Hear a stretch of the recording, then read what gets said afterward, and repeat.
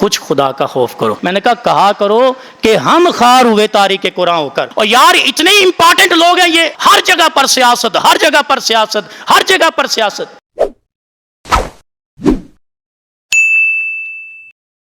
وہ معزز سے زمانے میں مسلمان ہو کر, اور آگے کیا ہے, تم خار ہوئے تاریکے. میں نے ایک دن بچوں سے پوچھا یہ جو تم کا لفظ ہے سارے تم ہی کرتے جاؤ گے, یعنی جب بھی کوئی پڑھتا ہے نا یہ شعر تو کہتا ہے وہ معزز سے زمانے میں مسلمان ہو کر تم خار ہوئے تاریک قرآن ہو کر. تو میں نے بچوں سے پوچھ لیا میں یہ تم کس کو کہہ رہے ہو؟ علامہ اقبال نے تو ہمیں کہا تھا, جو قرآن کے مخاطب ہیں, جنہوں نے قرآن کو چھوڑا ہوا ہے, جو زوال پذیر ہوئے, اس امت کی طرف علامہ اقبال نے کہا کہ تم خار ہوئے. تم کس کو کہہ رہے ہو خار ہوئے؟ میں نے کہا کرو کہ ہم خار ہوئے تاریخ قرآن ہو کر. ایمانداری سے بتائیں کیا یہ قرآن کا سبق ہے کہ آپ کسی کو احرام کی حالت میں بھی نہ چھوڑو؟ میں پشت پناہی نہیں کروں گا, لیکن میں آپ سے پوچھ رہا ہوں کیا یہ آپ کا حق بنتا ہے؟ کیا یہ ضروریات دین میں سے ہے؟ کیا یہ چیزیں آپ کو اسلامی حوالے سے سوٹ کرتی ہیں؟ کیا یہ مسلمانوں کا کام ہے اس طرح کا کرنا؟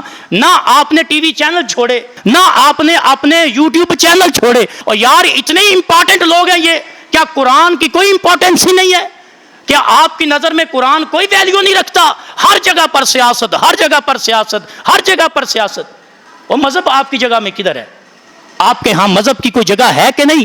آپ سے کچھ بننے والا نہیں ہے. آپ کی عدالتیں بھی ایسی ہیں کہ جو بڑے بڑے ڈاکوؤں کو چھوڑ دیتی ہیں, کہتی ہیں یہ بالکل چٹا سفید ہے, بالکل اس نے کچھ نہیں کیا.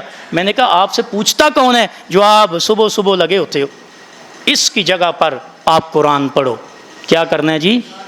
اور میں نے شاید پچھلے جمعہ کہا تھا کہ آپ اپنی قضا نمازیں پوری کرو. جو مر جائیں گے, جو فوت ہو جائیں گے, ان سے اس سیاست کا نہیں پوچھا جائے گا, ان سے اللہ اپنے دین کے بارے میں پوچھے گا.